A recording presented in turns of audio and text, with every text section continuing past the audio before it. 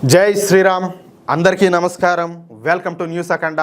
నేను మీ కస్తూరి శ్రీధర్. మిత్రులరా, ఇప్పుడు మన దేశంలో ఒక విచిత్రమైనటువంటి బాక్స్ ఆఫీస్ ఫార్ములా అనేది కనపడుతుంది. సాధారణంగా ఒక సినిమా హిట్ అవ్వాలంటే కోట్లాది రూపాయల ఖర్చుతో ప్రమోషన్లు అయితే చేస్తూ ఉంటారు. కానీ ఇప్పుడు ఒక కొత్త ట్రెండ్ అనేది పుట్టుకొచ్చిందనమాట.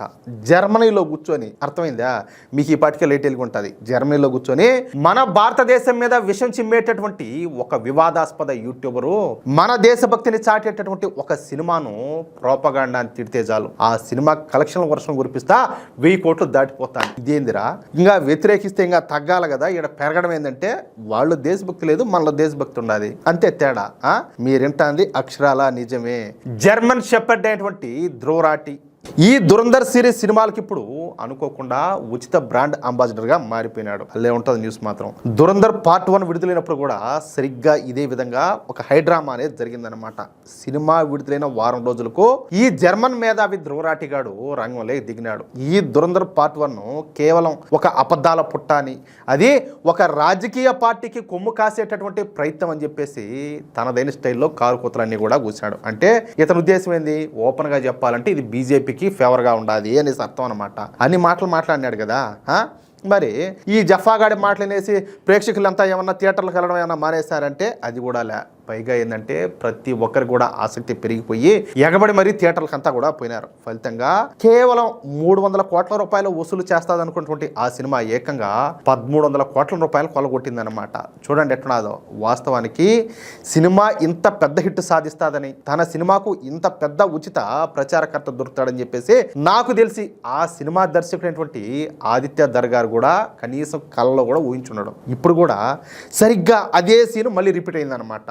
దురంధర్ 2 విడుదలైన వారం తర్వాత మళ్ళీ అదే ధ్రువరాటి యూట్యూబ్ ఛానల్ నుంచి మరొక వీడియో అయితే ప్రత్యక్షమైంది. ఈసారి ఈ ధ్రువరాటికి కోపం అంతా కూడా నరాల్లోకి ఎక్కినట్టు, పిచ్చి పెట్టినట్టు ఒయ్యమ్మ పూనకాలతో వచ్చేసాడనమాట. ఎందుకంటే లాస్ట్ టైం అతను అనుకున్నట్టు జరగలే కదా. కాబట్టి నేనేమన్నా తప్పు చెప్పినానా, దాంట్లో ఉండేదే కదా చెప్పినాను, అంతా లాజిక్ ప్రకారమే మాట్లాడినాను కదా అని చెప్పేసి ఏలా పూనకం పట్టేట్టు వచ్చాడనమాట ఈసారి. కానీ విచిత్రం ఏంటంటే ఆ వీడియో కింద ఉన్నటువంటి కామెంట్ సెక్షన్ ఒకసారి పరిశీలిస్తే ఎవరికైనా కూడా నవ్వొచ్చాది. ధ్రువరాటి యొక్క సొంత సబ్స్క్రైబర్లే అతన్ని ఒక రేంజ్లో రఫ్ ఆడినారట్నే. థ్యాంక్ యూ ధ్రువబాయి, నువ్వు ప్రోపగాండా అన్నామంటే ఆ సినిమా ఖచ్చితంగా చూడాల్సినటువంటి బ్లాక్ బస్టర్ అని చెప్పేసి మాకు అర్థమైపోయిందని చెప్పేసి కొంతమంది. నువ్వు మొదటి భాగాన్ని 1000 కోట్లు దాటించినావు, ఇప్పుడు రెండో భాగాన్ని 2000 కోట్లు దాటించడం ఖాయం అని చెప్పేసి మరికొంతమంది కామెంట్లు అయితే హోరెత్తిస్తారు. ఈ నమ్మ మామూలు కాదు, ధనాదన్ అంతే. అంటే ధ్రువరాటి ఓ వైపు సినిమాను అణచివేయాలని చెప్పి చూస్తూ ఉంటే అది కాస్త సినిమాకు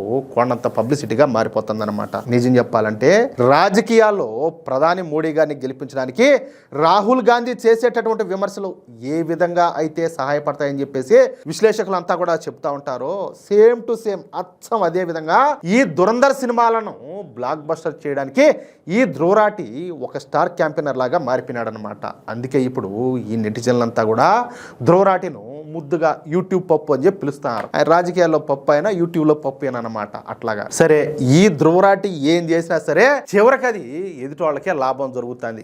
ఈ ధ్రువరాటి తన వీడియోలో సినిమాను తప్పు పట్టడానికి పడ్డటువంటి పాటలు చూస్తూ ఉంటే సామాన్య ప్రజలకి చిరాకు వస్తుంది అనమాట.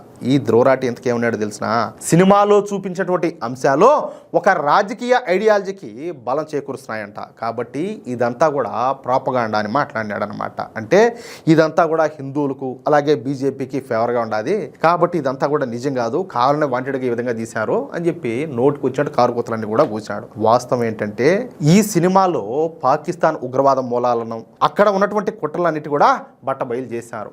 పాకిస్తాన్లో మైనార్టీల పరిస్థితి ఎంత దారుణంగా ఉండదో ప్రపంచవ్యాప్తంగా మానవ హక్కుల నివేదికలు కూడా మొత్తుకుంటున్నాయి. కానీ ఈ ధ్రువరాటికి మాత్రం ఆ వాస్తవాలు సినిమా తెరపైన కనిపిస్తే అసలు ఏ మాత్రం కూడా నచ్చడం లే. ఎందుకంటే ఆ నిజాలు గనక చూపిస్తే ఇక్కడ ఒక పార్టీకి లాభం జరుగుతుందంట. ఏది పాకిస్తాన్లో మామూలుగా అయితే ఏం జరుగుతుందో చూపిస్తే ఇక్కడ ఒక పార్టీకి లాభం అంట. ఆ పార్టీ ఏది? ఇంకెవరు?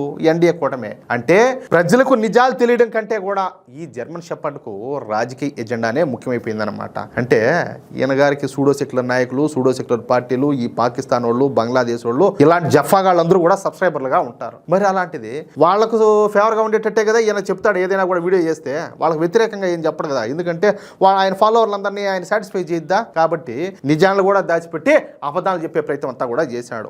నిజం ఎప్పుడు కూడా నిప్పు లాంటిదన్నమాట. దానిని అబద్ధం అని చెప్పేసి ముద్ర వేసే సత్తా నీకే కాదు, నీకు సపోర్ట్ చేసే ఏ ఒక్కరికి కూడా లేదు. సినిమాలో చూపించినటువంటి మరొక కీలక విషయం నోట్ల రద్దు అన్నమాట.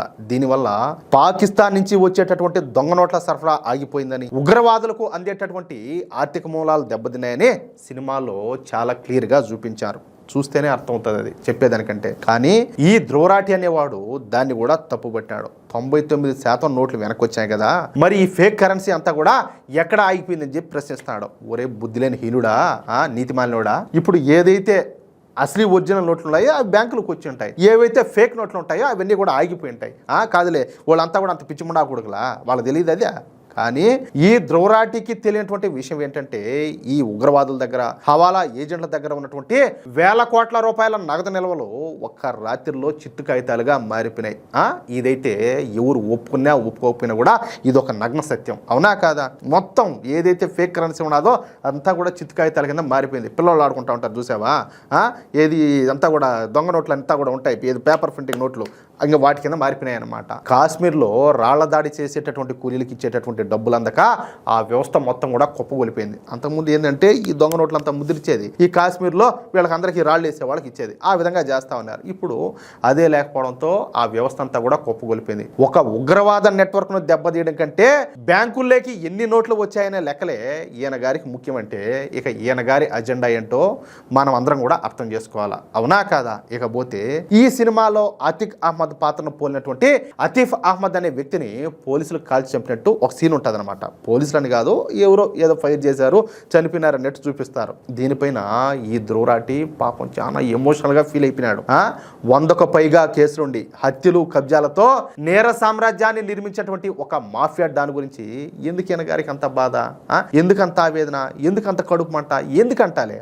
ఎప్పుడైనా సరే కాశ్మీర్ పండిట్ల మారణం గురించి కానీ, పాకిస్తాన్లో హింసకు గురవుతున్నటువంటి హిందువుల గురించి కానీ ఏ రోజైనా కూడా గొంతెత్తినావా? ఏ రోజైనా మాట్లాడినావా? బంగ్లాదేశ్లో ఈ మధ్య కాలంలో అంతా కూడా హిందువుల మీద ఓచుకోతలు జరిగినాయి, ఒక్క రోజన్నా మాట్లాడినావా? లేదే. ఒక క్రిమినల్ను వెనకేసుకు రావడం అనేది వీడి పక్షపాత బుద్ధికి పరాకాష్ట, అర్థమైందా? అయినా సరే ఈ ధ్రువరాటికి ఒక రకమైనటువంటి మానసిక వ్యాధి ఉండదేమని చెప్పేసి నాకైతే అనుమానంగా ఉండదు. నేను ఒక వీడియో చేస్తే భారతదేశ ప్రభుత్వమే పడిపోతుంది, నేను దలుచుకుంటే ఎన్నికల ఫలితాలను కూడా తారుమారు చేయగలుగుతానని చెప్పేసి వీడికి వీడు అతిగా ఊహించుకోవడం అనేది అర్థమవుతుందా ఒక అలవాటుగా మారిపోయింది. ఓవర్ కాన్ఫిడెన్స్ అంటే ఈ దేవుడు బచ్చాగాడు, వీడు వీడియో వచ్చి ఆడ ప్రభుత్వాలు పడిపోతాయా? కాదు, ఏంది కాదు, ఎలక్షన్స్లో అంత తారుమారు అవుతుందా? కొంచెం తక్కువగా ఊహించుకుంటే అంత బాగుంటుంది, ఎక్కువగా ఊహించుకుంటే ఇదిగో ఇలాంటి రిజల్ట్సే వస్తూ ఉంటాయి. ఈ ధ్రువరాటి గతంలో కూడా కొన్ని రాష్ట్రాల ఎన్నికల ముందు వరుసగా వీడియోలు చేసి సవాల్ చేశాడు, బతకనిచ్చేది లేదు, ఈ బీజేపీ గెలిచేది లేదని చెప్పేసి. కానీ ఫలితాలన్నీ కూడా రివర్స్ అయిపోయినాయి. ఈ ధ్రువరాటి ఏ పార్టీకి వ్యతిరేకంగా మాట్లాడితే ఆ పార్టీ ఘన విజయం సాధిస్తుందన్నమాట. అతను ఏ సిద్ధాంతాన్ని అయితే సపోర్ట్ చేస్తాడో ఆ సిద్ధాంతాన్ని దురదృష్టం అనేది వెంటాడుతుంది. అర్థమవుతుందా? మీకు అర్థమైందా? జర్మనీలో కూర్చొని మన భారతదేశ భవిష్యత్తును శాసిస్తున్నానని చెప్పేసి భ్రమపడ్డం ఇక ఈ ధ్రువరాటి అనేవాడు మానేస్తే మంచిది. మిత్రులారా, దురంధర్ 2 ఇప్పటికే 1000 కోట్ల మార్కుని అయితే దాటేసింది. ఇప్పుడు ఈ ధ్రువరాటి వీడియో వచ్చింది కాబట్టి ఆ సినిమా కలెక్షన్లకు కొత్త రెక్కలు అయితే వచ్చాయి. ఇది ఖచ్చితంగా నాకు తెలిసి అయితే 2000 కోట్ల దిశగా దూసుకుపోతుంది అన్నమాట. ఎందుకంటే భారతీయ ప్రేక్షకులు ఇప్పుడు వెర్రోళ్ళు కాదు, ఇప్పుడు వాళ్ళంతా కూడా చాలా చైతన్యవంతంగా తయారైనారు. ఎవడో విదేశాల్లో కూర్చొని ఏదో వాగితే నమ్మేటటువంటి రోజులన్నీ కూడా పోయినాయి.